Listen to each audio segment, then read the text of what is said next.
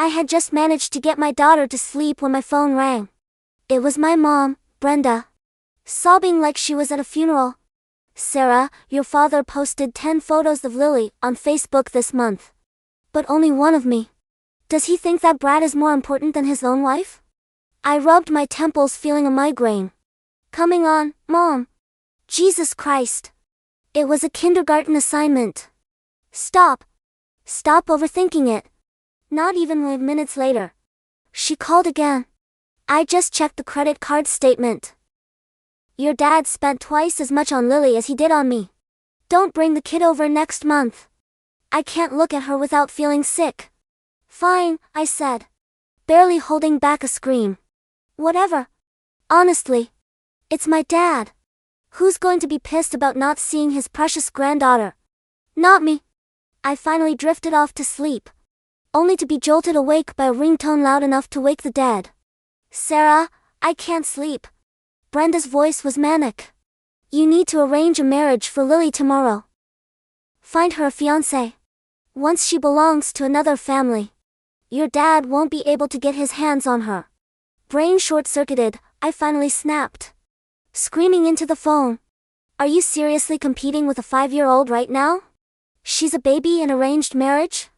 What is this, the Dark Ages? If you can't sleep, go pop a Xanax and leave me alone." I hung up thinking my anger would shut her up. Brenda usually plays the role of the fragile submissive housewife. I didn't think she'd actually do anything crazy. I was wrong. The next morning my phone was blown up with 999 notifications. WeChat was frozen from the sheer volume of her spam. My anxiety spiked. Brenda is 50 and has high blood pressure. If she stayed up all night raging, she might actually stroke out. I called her back immediately. I heard sobbing on the other end. "Sarah, are you just like your father? Now that you have Lily, you don't give a shit about me anymore. I poured my heart out to you all night and you didn't reply once." I brushed my teeth trying to keep my voice steady. "Mom, unlike you, some of us haven't retired yet. I have a job. Even Lily has to go to preschool. Lily, Lily, Lily. It's always about her." Brenda screamed, "I get it now. In your heart, your mother means nothing compared to that girl." I rolled my eyes so hard it hurt. Ever since I gave birth, Brenda's pick-me syndrome flared up. She was terrified that a toddler was going to steal her spotlight. She started rambling, her voice dripping with venom. "You know how your father is. He attracts women like flies to shit. When he was a teacher, those college sluts were throwing themselves at him, telling Lily to stay away from him for her own good." Rage boiled in my chest. "Mom, do you really want to bring up the past? That student went to Dad's office for math help. You were the one who stormed in, screaming that they were banging on the desk. You cost him his job. You made me a laughing stock at school. That was the darkest time of my childhood. Thank God my dad, David, had a spine. He proved his innocence. Quit teaching, started a business and became. I'm a semi-famous CEO. Otherwise our family would have been ruined."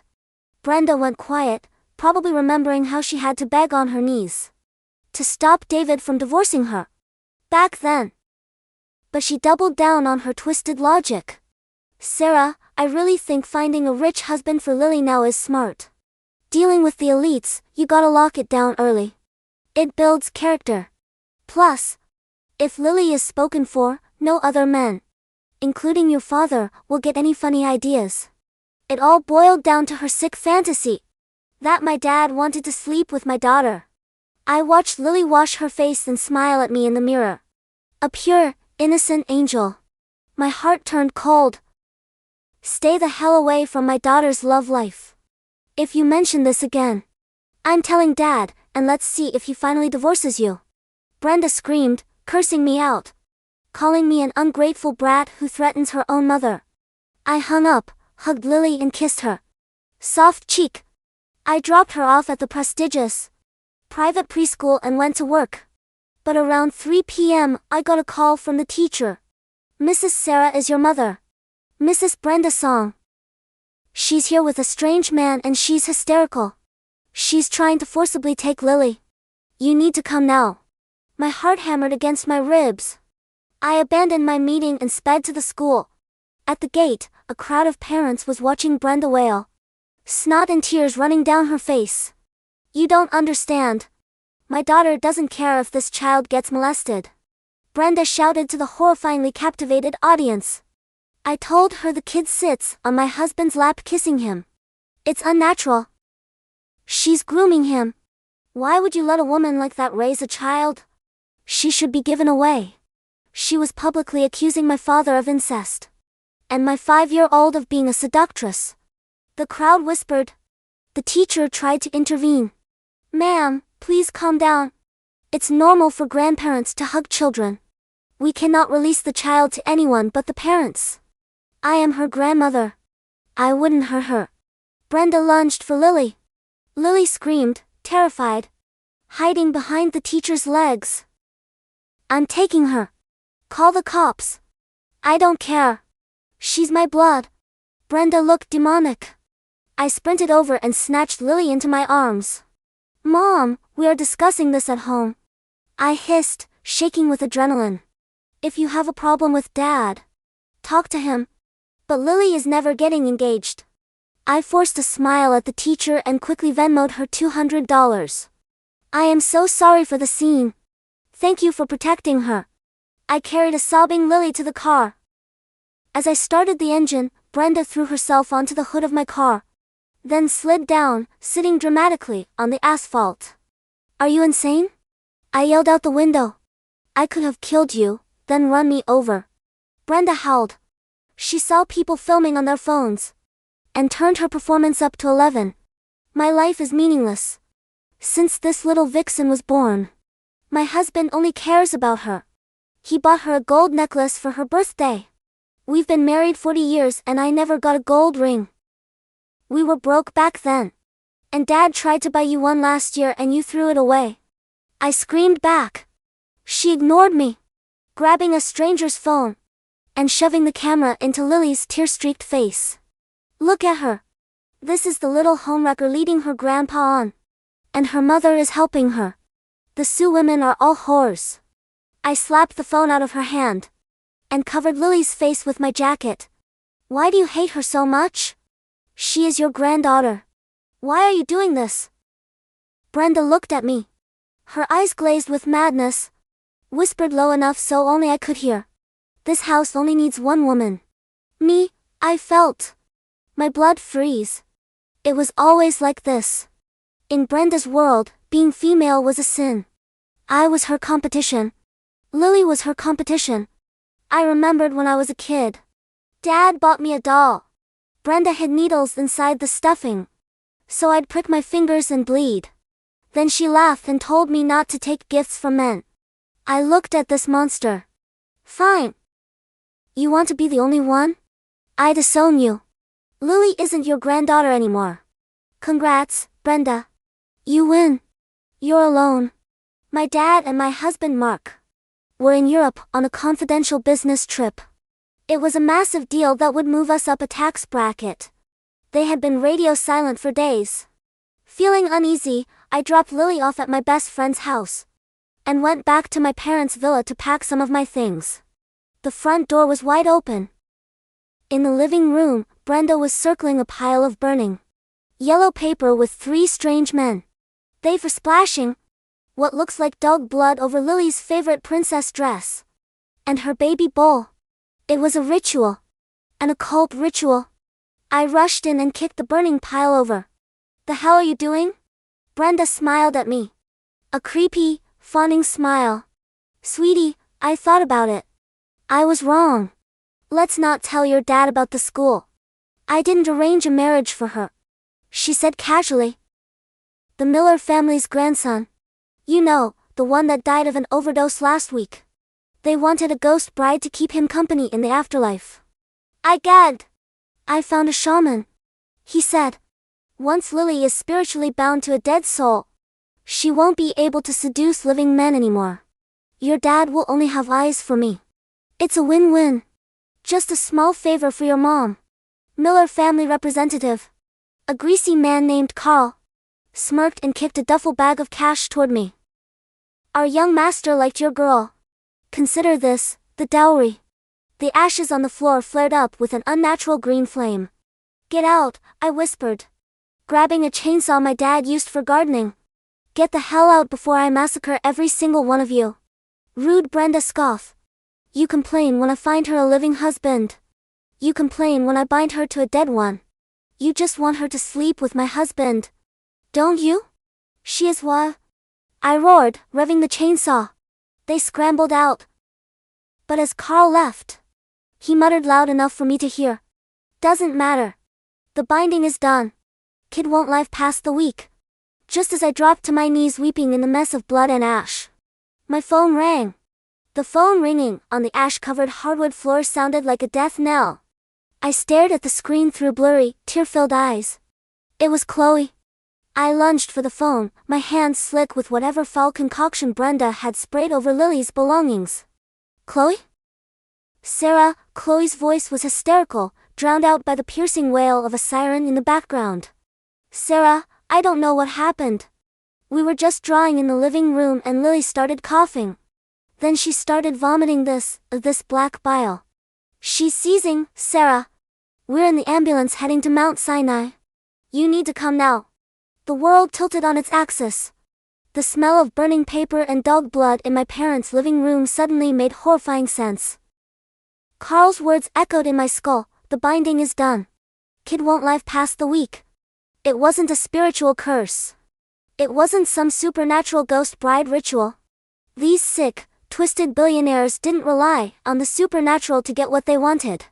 They relied on chemistry and cold, hard cash. They had poisoned my baby. I'm on my way, I said, my voice eerily hollow.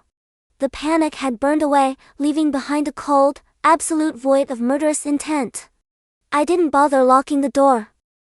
I sprinted to my car, my mind racing back to the morning. Brenda had insisted on giving Lily a special vitamin gummy before we left for preschool. I hadn't thought anything of it.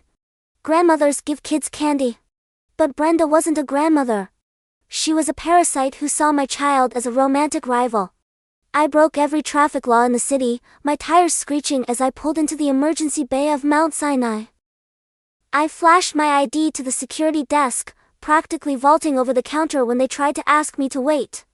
I found Chloe pacing outside trauma room 3, her shirt stained with vomit. When she saw me, she broke down. They're pumping her stomach. Her heart rate is erratic. Sarah, I swear she didn't eat anything at my house. It wasn't you, I said, grabbing her shoulders. It was my mother. Before Chloe could process the horrifying statement, a doctor emerged. He looked grim, his scrubs wrinkled. Are you the mother of Lily? Yes. What is it? What did they give her? We ran a rapid tox screen. It's a highly concentrated form of synthesized aconite, laced with heavy metals. It's a severe neurotoxin and cardiotoxin. We're administering charcoal and antiarrhythmic drugs, but it was already in her bloodstream. She's in a medically induced coma to protect her brain function. He paused, lowering his voice, his eyes darting down the hall. Mrs. Vance, aconite isn't something a child accidentally ingests. This was deliberate. We are legally obligated to contact the police. Do it, I snarled. And I want a 24-hour armed guard on this door. Nobody comes in except you and the primary nurses. If anyone tries to enter, you scream. I walked over to the waiting room window, pulling out my phone. My hands were shaking so violently I dropped it twice before I finally managed to dial the encrypted satellite number. It rang once. Sarah. My husband Mark's voice was a deep, steady anchor in the storm. We just finished the acquisition. We're opening the champagne now. How are my girls? Hearing his voice broke the dam. A sob tore from my throat, raw and agonizing. Mark. You need to come home. You and Dad. Right now. The background noise on the other end instantly vanished. I heard a heavy mahogany door shut. Sarah. What happened? Mark's tone had shifted from loving husband to the ruthless corporate shark he was.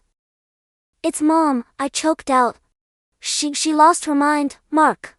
She accused Lily of trying to sleep with Dad. She sold Lily to the Miller family. The ones whose son overdosed last week. They bought her as a ghost bride. They gave Mom aconite. Mom fed it to Lily. Dead silence. The silence of a vacuum right before an explosion. Then, I heard another voice in the background. My father, David. Mark, put her on speaker. Dad, I wept. Lily is in a coma. She almost died. There was a long, terrifying pause. When my father finally spoke, his voice didn't sound human. It sounded like grinding tectonic plates. Sarah, listen to me very carefully, David said. Do not leave that hospital. Do not speak to the local police. The Millers own half the precinct. I am calling my private security firm. A team of 6 armed men will be at your floor in 10 minutes. They answer only to you. Dad, what are we going to do? What I should have done 20 years ago, David said softly. We are wheels up in 15 minutes. We will be there by morning. Keep my granddaughter breathing. The line went dead. True to my father's word, 12 minutes later, the elevator doors pinged open and 6 men in tailored black suits stepped out.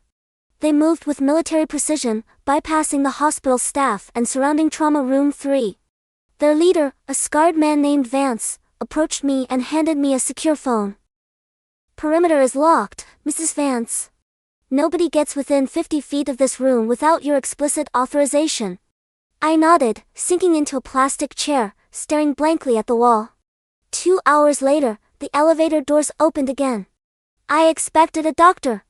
Instead, I saw a familiar, horrifying face. Brenda. She was clutching a designer tissue, crocodile tears streaming down her face, playing the role of the devastated grandmother flawlessly. She was trailed by 2 uniformed police officers. My baby. Where's my grandbaby? Brenda wailed, trying to push past the security contractors. Vance casually planted a massive hand on her chest and shoved her backward. Sarah. Tell these thugs to let me see her. Brenda cried out, her eyes darting frantically toward the trauma room doors. I stood up slowly. The sheer audacity of this woman was unfathomable. I walked up to the security line. Ma'am, we need to ask you some questions, one of the cops said, looking at me with a suspicious glare. Your mother here claims that your friend Chloe poisoned the child due to a financial dispute. She also claims you have a history of mental instability. I looked at the cop. Did you check the security footage of her house? Did you look for the dog blood, the burnt offering papers, and the duffel bag of cash from the Miller family? Brenda gasped, clutching her pearls. Officers, listen to her. She's delusional. I would never hurt Lily. I love her. She lunged forward, grabbing my arm, pulling me close so the cops couldn't hear. Her tears vanished instantly, replaced by a venomous, triumphant smirk. She's a goner, Sarah, Brenda hissed into my ear. The Millers already bought her plot next to their son. Stop making a scene. Accept it. Once she's in the ground, David and I can finally go on that cruise to the Bahamas. We can be a real couple again. My vision went red. I didn't yell. I didn't cry. I simply pulled my arm back and delivered a closed fist punch directly into Brenda's jaw.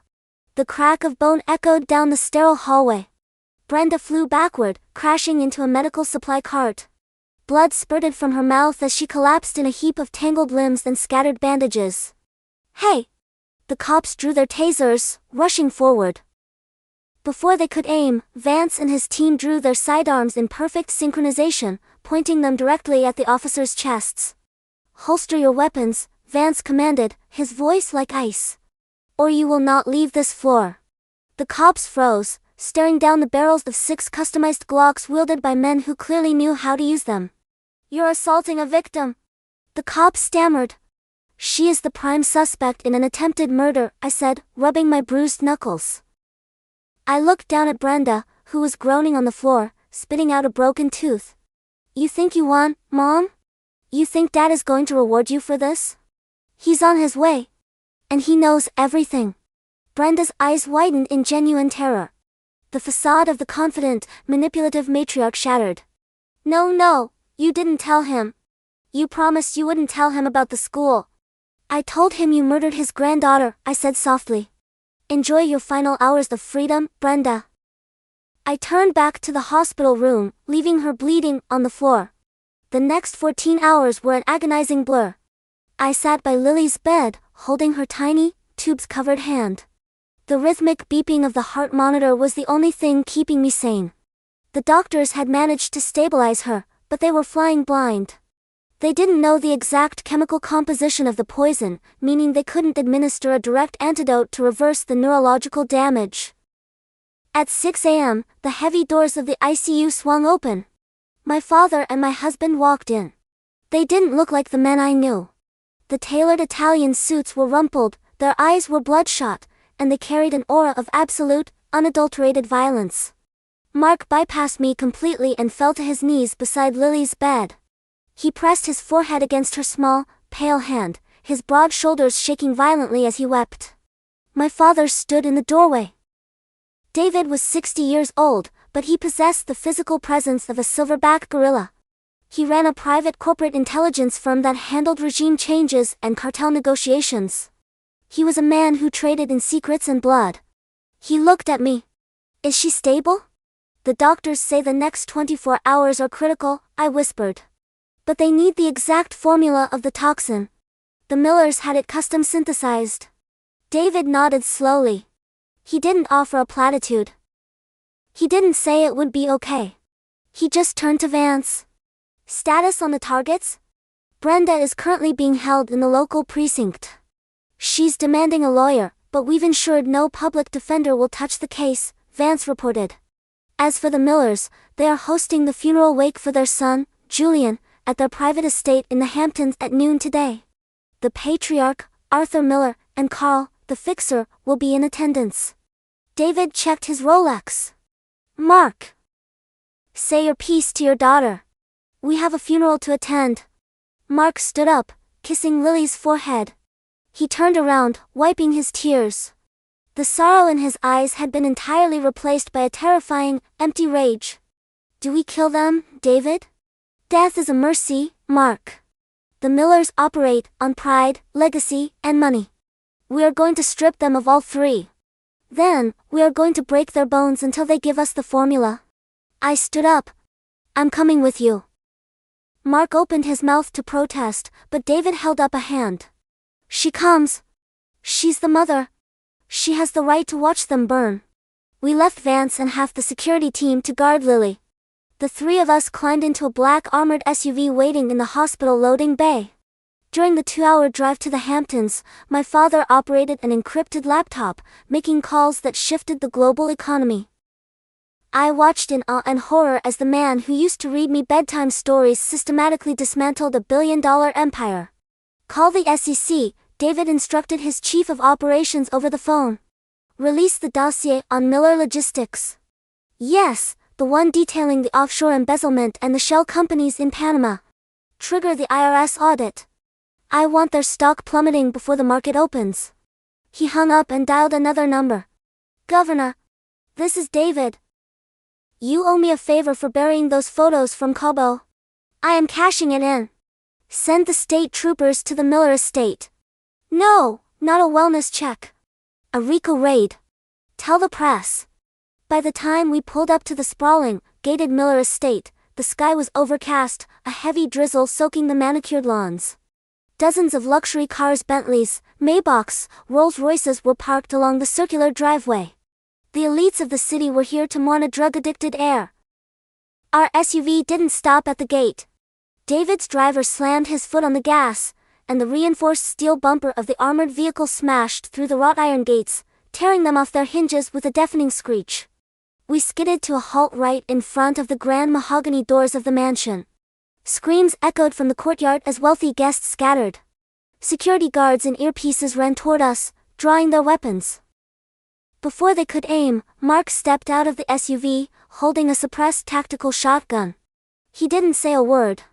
He fired a single slug into the marble fountain in the center of the driveway. The fountain shattered, spraying water and stone everywhere. The Miller security guards froze, realizing they were vastly outgunned by the professional mercenaries pouring out of the 2 trail vehicles behind us. David stepped out, adjusting his suit jacket.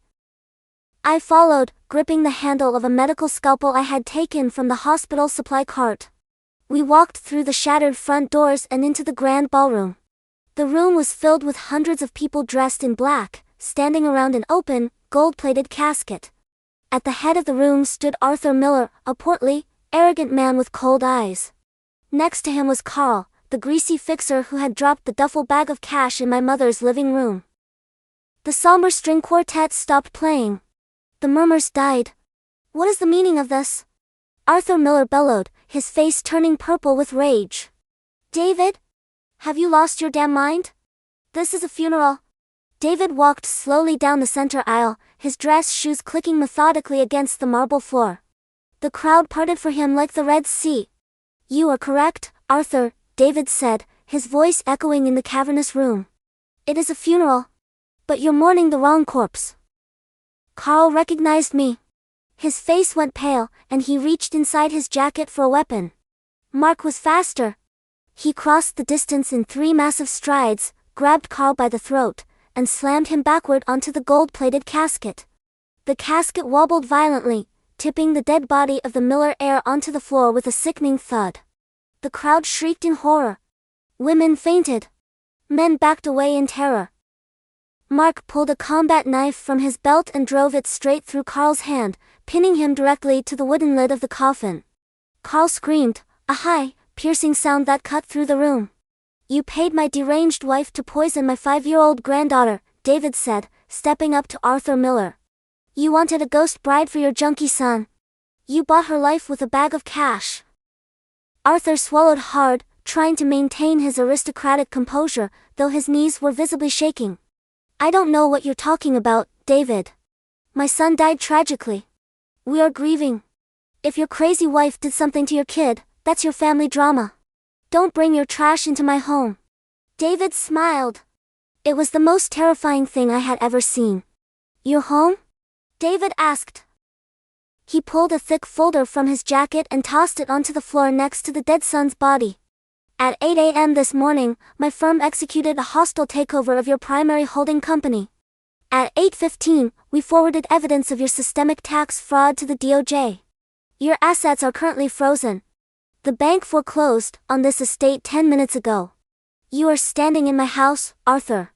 Arthur's eyes darted frantically. He pulled out his phone, dialing his broker, his lawyer, anyone. No, that's impossible. We have billions. You have nothing, David corrected gently. And in about 3 minutes, the state police are going to raid this property and arrest you for conspiracy to commit murder, racketeering, and corruption of a minor. Arthur fell to his knees. The wealthy guests who had been mourning him seconds ago were now rushing for the exits, horrified by the sudden, brutal shift in power. Nobody wanted to be associated with a sinking ship. I walked past David and stood over Carl, who was whimpering, pinned to the coffin by Mark's knife. "You told me she wouldn't live past the week," I whispered, looking down at his pathetic, greasy face. "Please," Carl sobbed, blood pouring from his hand. "Please, I was just following orders. He paid me. It was Brenda's idea.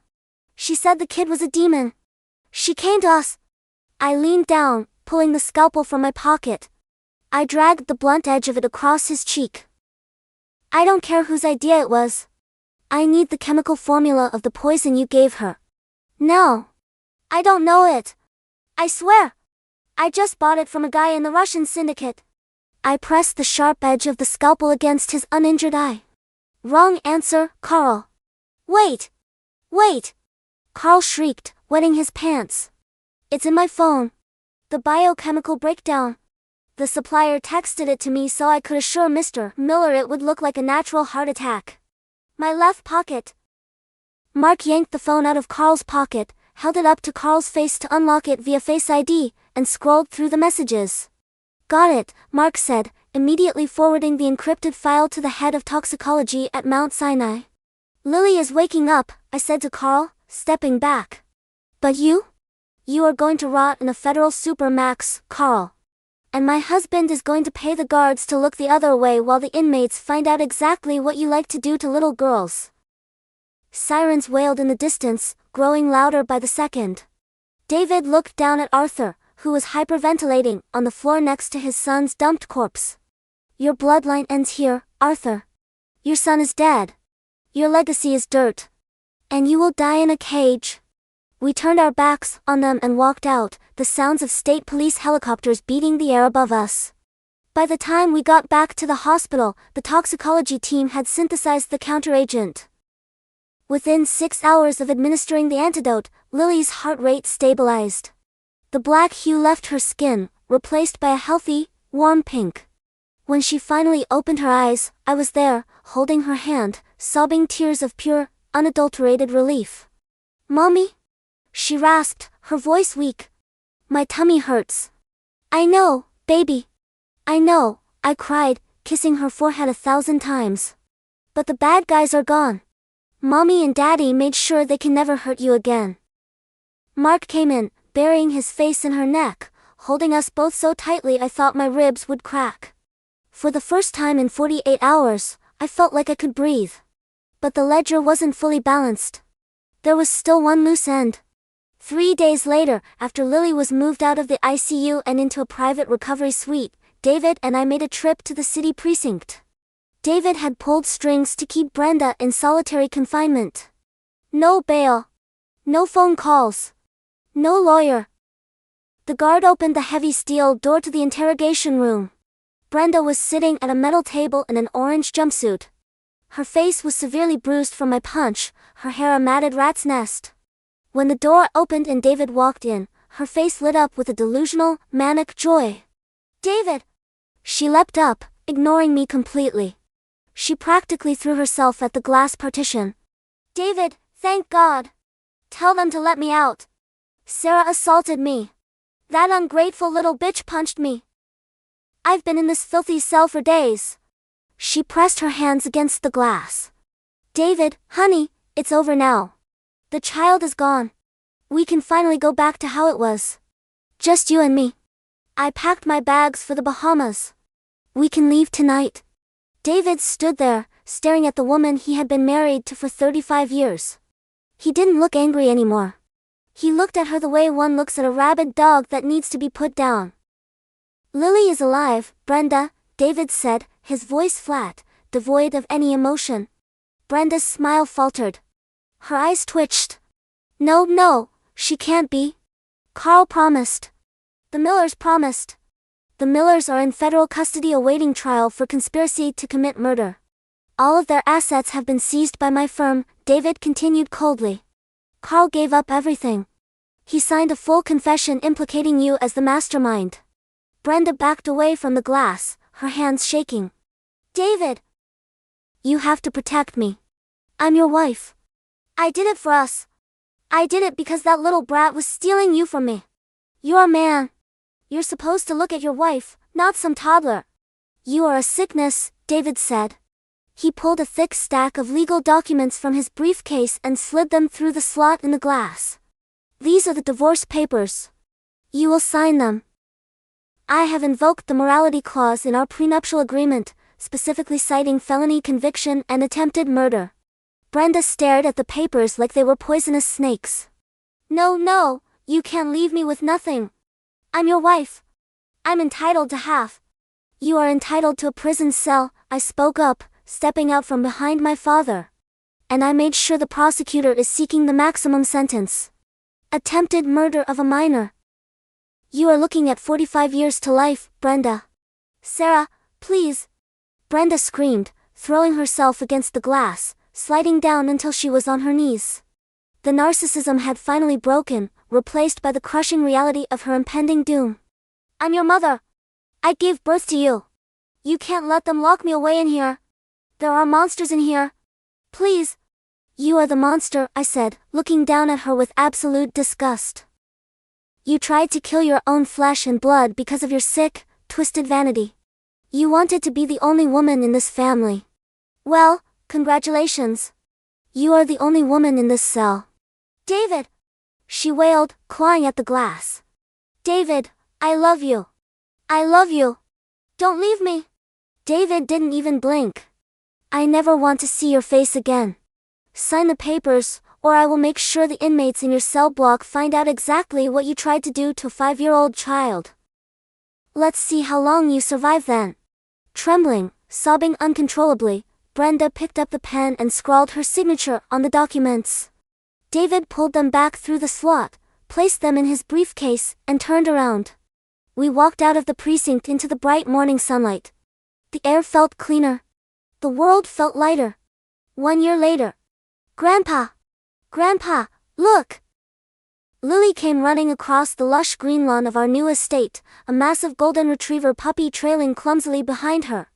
She was wearing a bright yellow sundress, her cheeks flushed with health and happiness. David, sitting in a patio chair with a glass of iced tea, broke into a massive, genuine smile. He set his drink down and caught Lily as she launched herself into his arms. I see him, Peanut. What are you going to name him? David asked, tickling her sides, making her erupt into a fit of giggles. I'm going to name him Thor. Because he's going to be big and strong and protect me. She beamed. Mark walked up behind me, wrapping his arms around my waist and resting his chin on my shoulder as we watched them play. She looks good, Sarah. Really good. She does, I agreed, leaning back against him. The nightmares had faded. The therapy had helped. Lily didn't remember much about the hospital, just that she had a really bad tummy ache and that Mommy, Daddy, and Grandpa had made the bad people go away.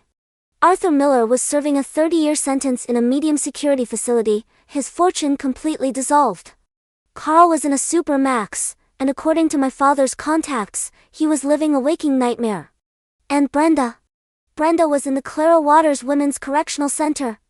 I had received a letter from her 6 months ago. It was a manic, rambling mess, begging for money for the commissary, claiming the other inmates were beating her, complaining that she was losing her hair and her looks. She complained that no men ever looked at her anymore. I didn't reply.